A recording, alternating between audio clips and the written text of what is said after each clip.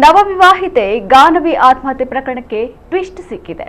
ಗಾನವಿ ಆತ್ಮಹತ್ಯೆ ಪ್ರಕರಣ ಪ್ರತಿಭಟನೆಯ ರೂಪ ಪಡೆಯುತ್ತಿದ್ದಂತೆ ಆಕೆಯ ಪತಿ ಸೂರಜ್ ಹಾಗೂ ಅತ್ತೆ ಜಯಂತಿ ನಾಪತ್ತೆಯಾಗಿದ್ದರು, ನಾಗಪುರಕ್ಕೆ ತೆರಳಿದ್ದರು ಎನ್ನಲಾಗಿತ್ತು. ಇದೀಗ ಸೂರಜ್ ನೇಣಿಗೆ ಶರಣಾಗಿದ್ದಾನೆಂದು ಮಾಹಿತಿ ಲಭ್ಯವಾಗಿದೆ.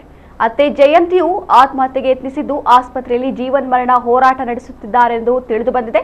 ಭಯ ಅವಮಾನದಿಂದ ಇಬ್ಬರು ಸಾವಿನ ದಾರಿ ಹಿಡಿದಿದ್ದಾರೆ ಎಂಬ ಶಂಕೆ ವ್ಯಕ್ತವಾಗಿದೆ. 2 ತಿಂಗಳ ಹಿಂದೆಯಷ್ಟೇ ಸೂರಜ್ ಗಾನವಿ ಮದುವೆಯಾಗಿದ್ದರು. ಹನಿಮೂನ್ಗೆ ಶ್ರೀಲಂಕಾಕ್ಕೆ ತೆರಳಿದ್ದರು. ಆದರೆ ಅಲ್ಲಿ ದಂಪತಿ ನಡುವೆ ಕಲಹ ನಡೆದಿದ್ದು ಹನಿಮೂನ್ ಮಧ್ಯದಲ್ಲೇ ಮೊಟಕುಗೊಳಿಸಿ ಗಾನವಿ ಬೆಂಗಳೂರಿಗೆ ವಾಪಸ್ ಆಗಿದ್ದಳು. ಶ್ರೀಲಂಕಾದಿಂದ ವಾಪಸ್ ಆದ ಬಳಿಕ ಗಾನವಿ ಆತ್ಮಹತ್ಯೆಗೆ ಯತ್ನಿಸಿ ಚಿಕಿತ್ಸೆ ಫಲಿಸದೆ ಮೃತಪಟ್ಟಿದ್ದಳು. ಈ ಸಂಬಂಧ ರಾಮಮೂರ್ತಿ ನಗರ ಪೊಲೀಸ್ ಠಾಣೆಯಲ್ಲಿ ಪ್ರಕರಣ ದಾಖಲಾಗಿತ್ತು.